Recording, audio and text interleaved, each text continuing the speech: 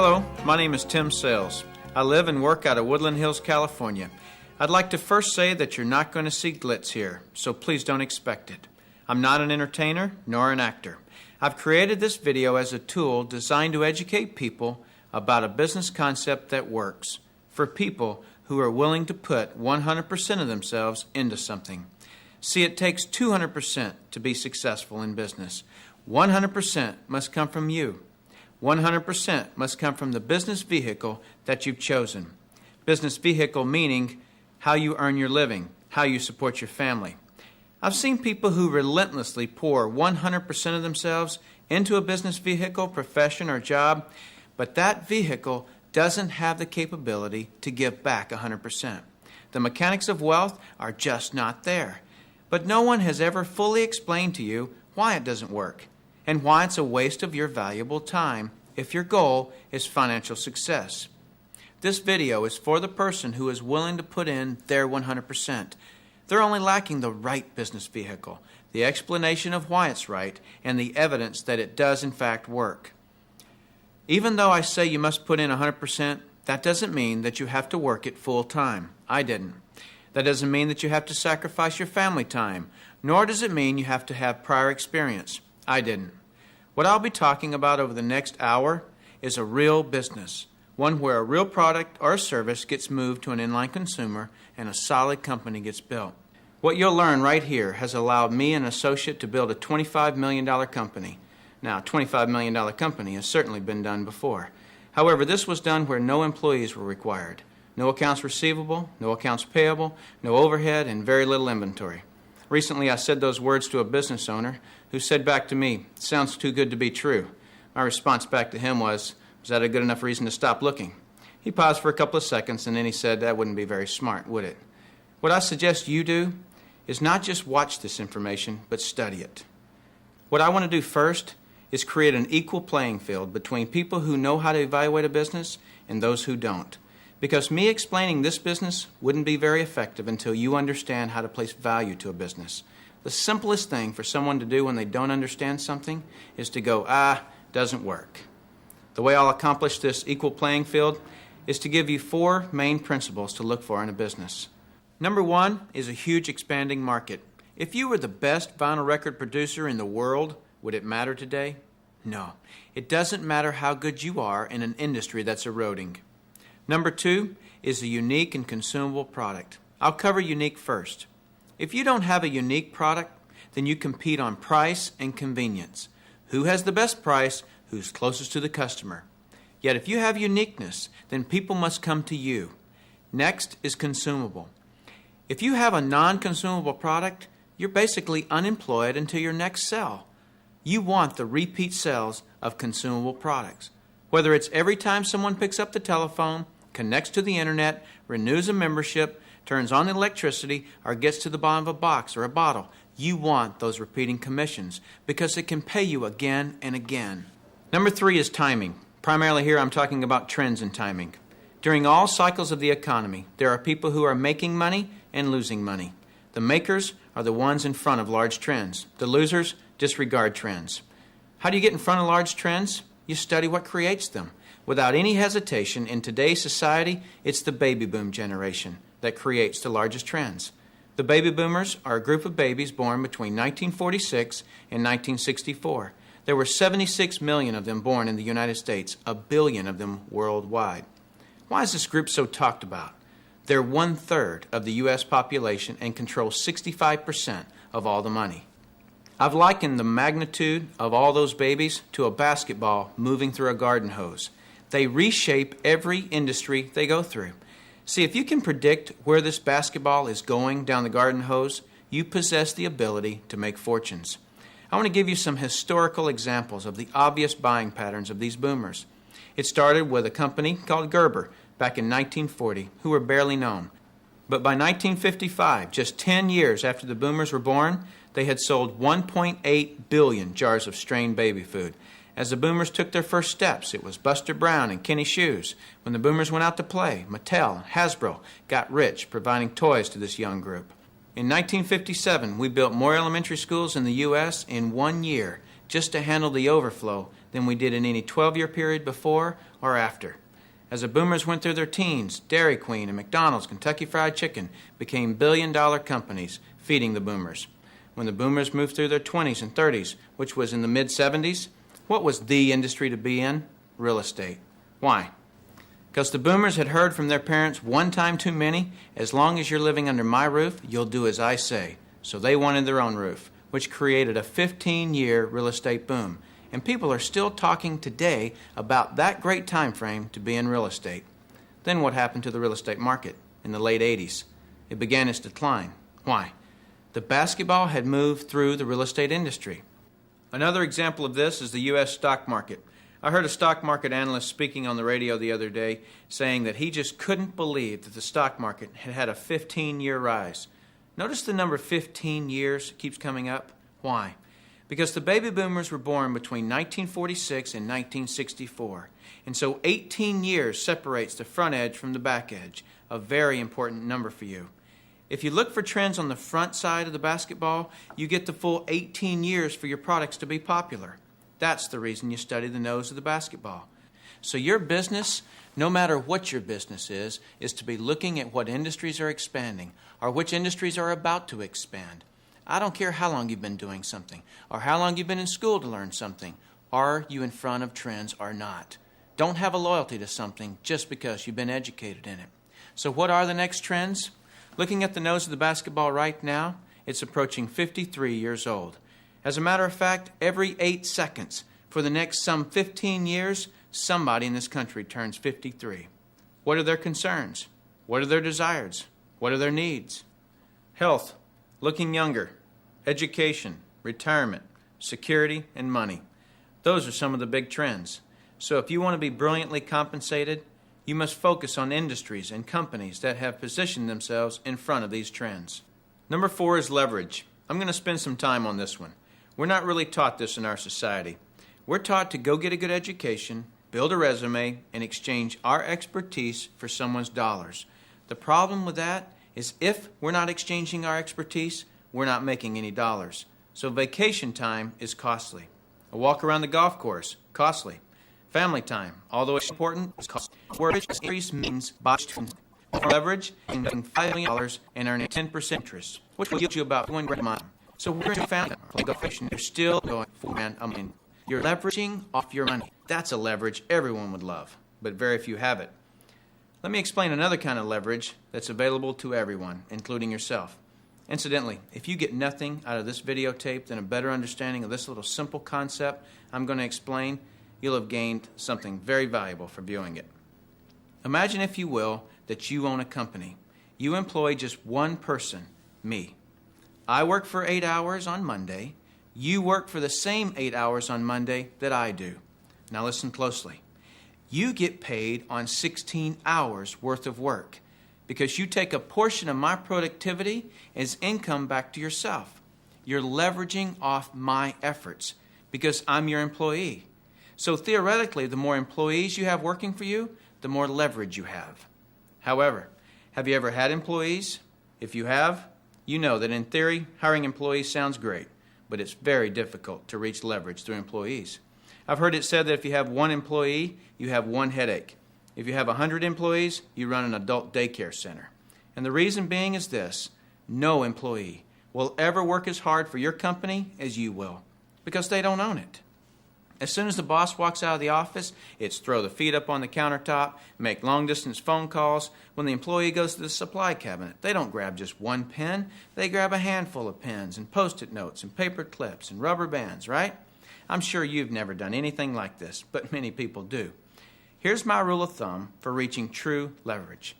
If there's one sentence that epitomizes the entire video, it would be this: to have true leverage, you must create a situation where everyone has the same amount to gain. Only then do you have true leverage. Let me give you an example of this type of leverage. Let's say that I'm a real estate broker and I hire an agent named Robert. Robert goes out and sells a building.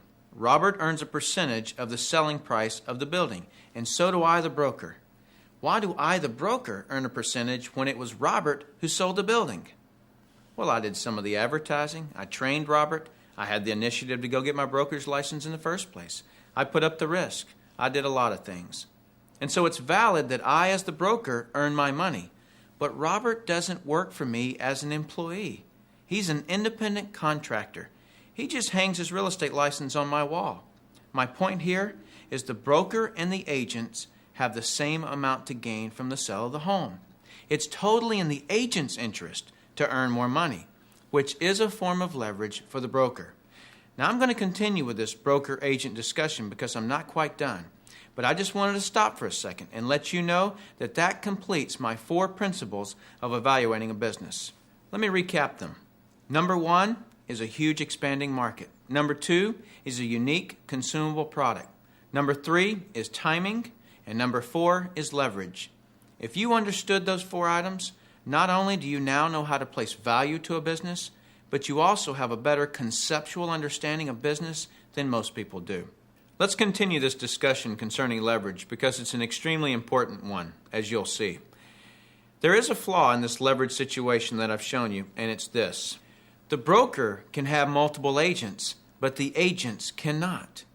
The broker has leverage, the agents don't. Until the agents do what most brokers dread.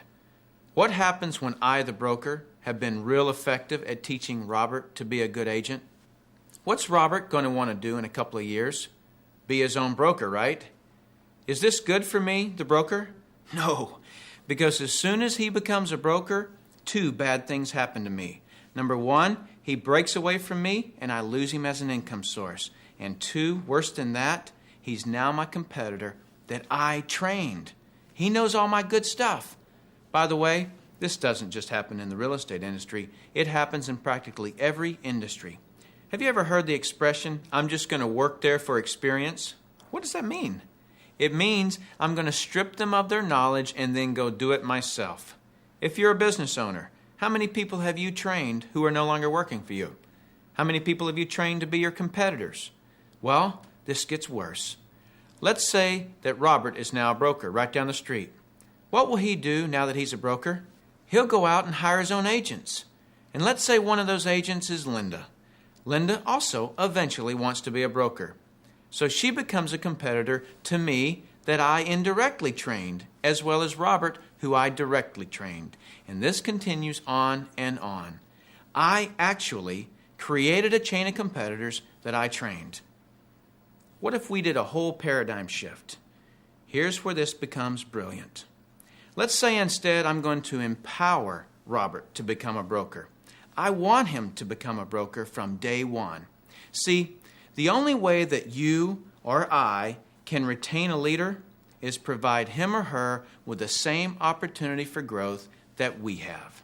Hence, an opportunity where everyone has the same amount to gain. So from day 1, I'm going to encourage Robert to be a broker. And when he does, he doesn't break away from me and become my competitor. He shifts from agent to broker, which now allows him to sponsor his own agents. Now, to create an incentive for me, the broker, to always help Robert and his agents, I'm still going to earn a percentage of what he and his agents sell. And shouldn't I? I trained him. I put up the risk and all those reasons I mentioned earlier. Now, the percentage I earn from Robert and his organization should be a lot smaller than when he was an agent, but I should still earn a percentage. That's my incentive to keep working with them. Now, some people look at this and say, gosh, isn't that one of those pyramids? And what's the perception of a pyramid? People at the top make all the money and the people down below do all the work, right? Isn't that the perception of a pyramid? Let me explain why this is not a pyramid and why people at the top don't necessarily make all the money. Let me just make a quick point before I discuss the pyramid issue. It's not the geometric shape that people have a problem with. This geometric shape is probably the shape of your family tree, the shape of our government. To the architect, it's the strongest structure known to man. Every organizational structure in the world is this shape. So the shape isn't the problem. However, that perception, people at the top earn all the money, let me illustrate that for you. Here's a typical corporation. At the top, you have a CEO, which stands for Chief Executive Officer. Does the president earn more money than the CEO? Not normally. How about below the president? Do any of the vice presidents earn more money than the president? No.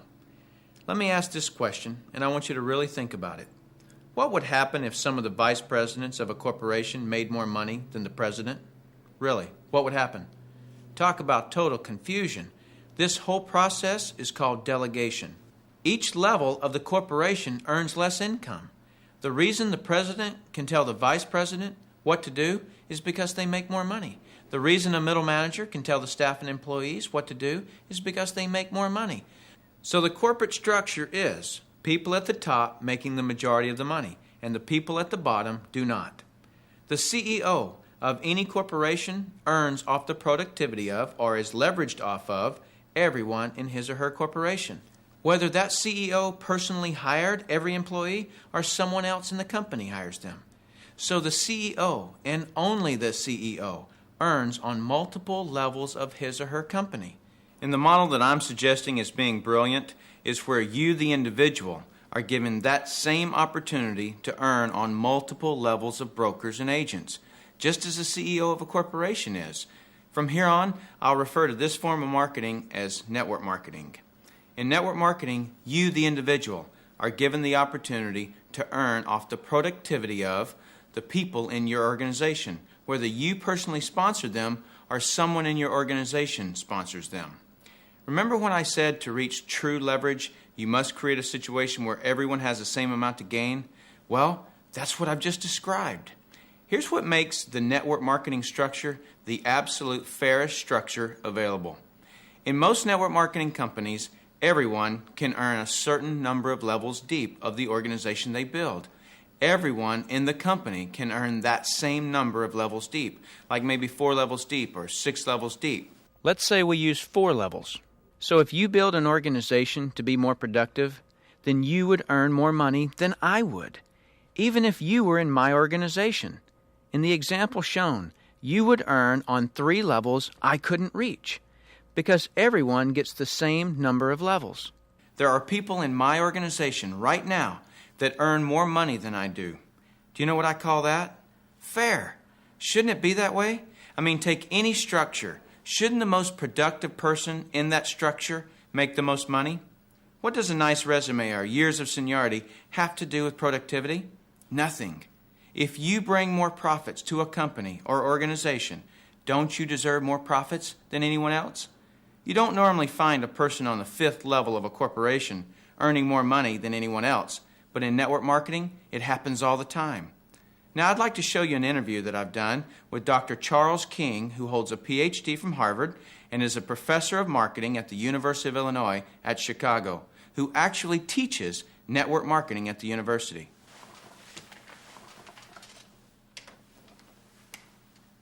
Dr. King, we're delighted to have you here. I'm pleased to be here, Tim.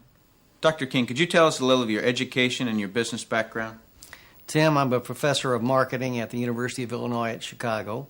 I got my bachelor's and master's degrees from the University of Texas in Austin, spent a tour of duty with the Exxon Corporation, and then returned to get my doctorate in business administration from Harvard University. More important to this discussion, over the last 6 years, I've been involved in doing research, teaching, and consulting in network marketing. So coming from such a conservative school, and I know you a little bit, and I know you to be very conservative, what caused you to look at network marketing to begin with? In 1990, we had a major economic recession in the United States. The Midwest and Chicago particularly were very badly hit. As a result, the interviewers stopped coming to campus.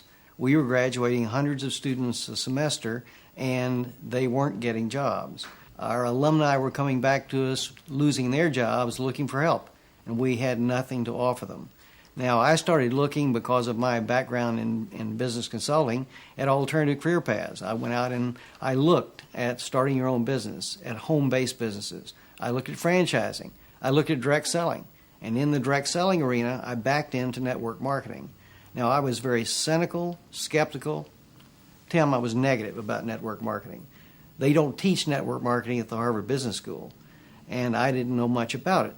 The end result was one of my students who was on the team asked me, "Why are you so negative about network marketing?" I looked at that young man and I said, "Son, I know enough to know I don't want to know any more." That student looked at me and he said, "Professor, if I gave you that answer to that question, with no more information than you have, you would give me an F. I turned to him and I said, son, you're absolutely right. I have no basis for that conclusion. You just made an A. As a result, we went to the library, we went to meetings, and for the next 6 months, we did due diligence on the network marketing industry. I visited the top companies. I talked to network marketing leaders. I became an evangelist. In 1990-91, we started teaching network marketing in the marketing curriculum at the university. Wow. Was there any resistance from the dean of the school or the alumni? As it turned out, our dean at the time was a very entrepreneurial operator. He was looking for outreach programs that we could initiate. I had done my due diligence. We were getting good reviews in terms of student responses. So the dean said, maintain your professional profile and let's move forward with network marketing. What is your view of the industry of network marketing now, and where do you see it going in the future? Tim, the industry is coming of age.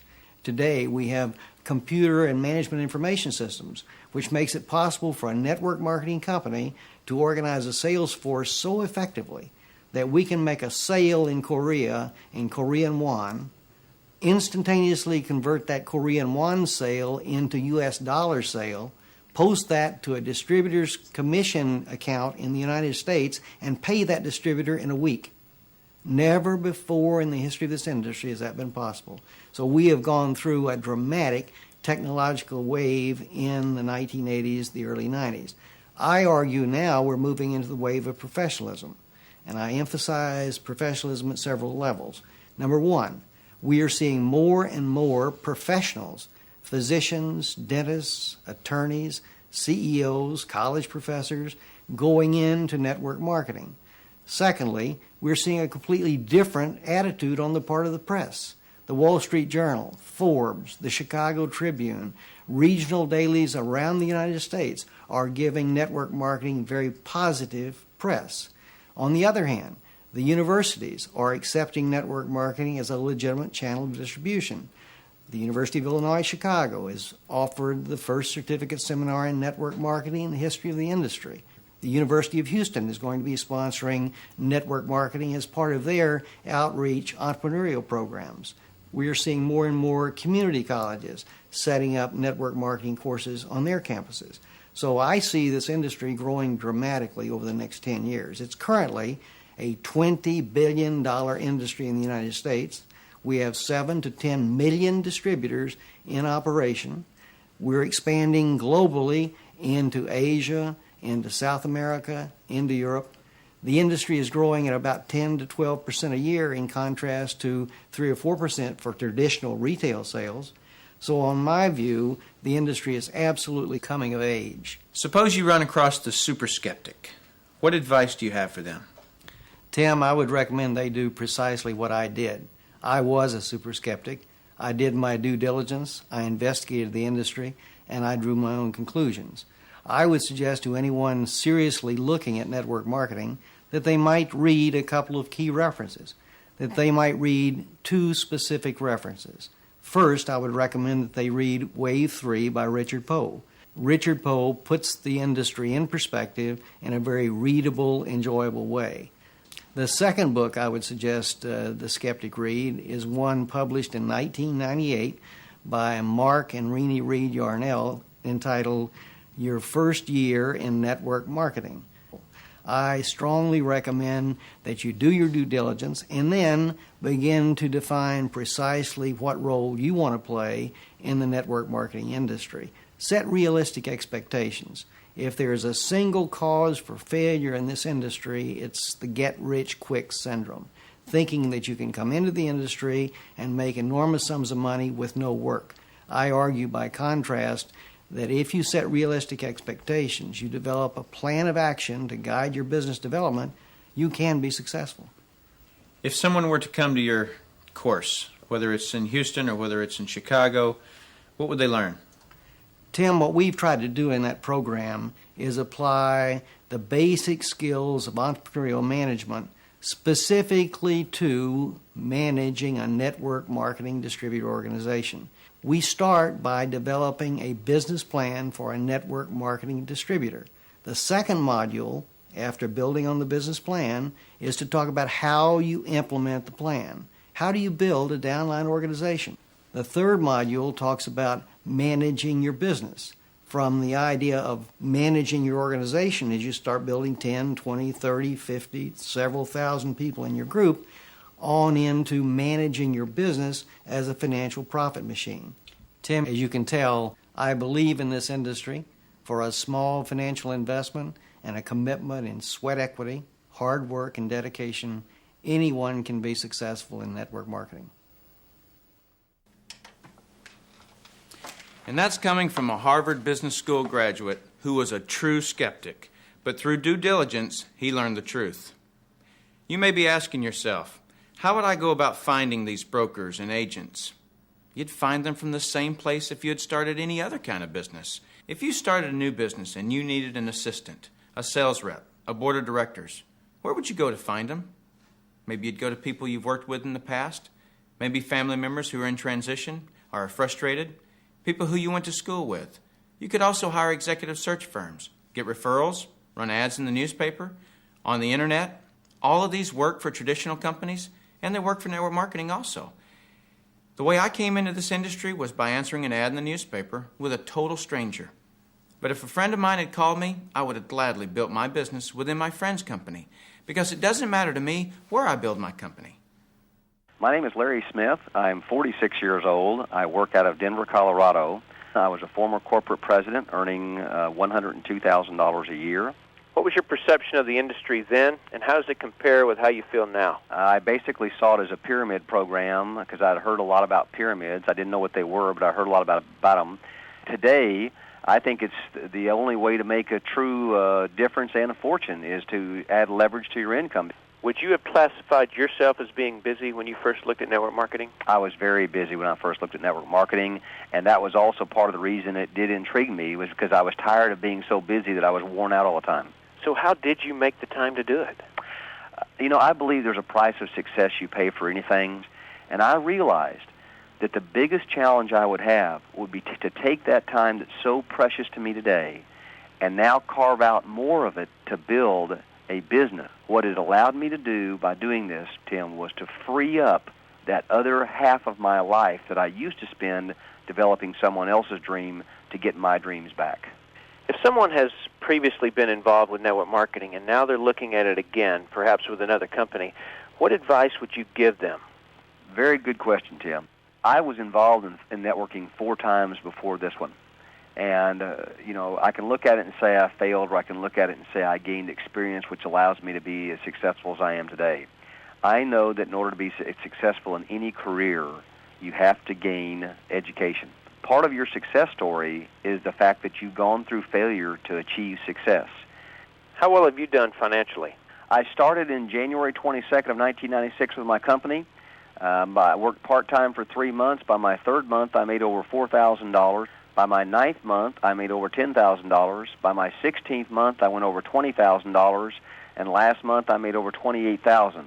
This year is my 2nd year in the business, and I earned over $223,000 my 2nd year, incidentally, which is over twice what I was earning as a... Is that what you're worth? Or is that my opinion of you? In all honesty, I'm only going to pay you just enough money to keep you there. And you're only going to work hard enough just to keep your job. It's sort of a we'll pretend to pay you if you pretend to work kind of thing. Here's the important question. Can I offer you a better opportunity within my company than I have being the owner? Do we have a situation where everyone has the same amount to gain? No, we don't. The laws of economics today in the corporate world are this. The owner must maximize his or her benefits by minimizing the employees. That's just the way it is. However, in network marketing, I can offer you a better opportunity than I have. How? Because I'll be helping you build your company. It's in my interest to help you build your company. Network marketing is the most ethical business I've ever seen in my life. And the reason I say that is because my success and your success is forever intertwined if I sponsored you. I can't change that. I can't fire you, nor would I want to. So it's far better to be sponsored into a network marketing company than hired by a corporation.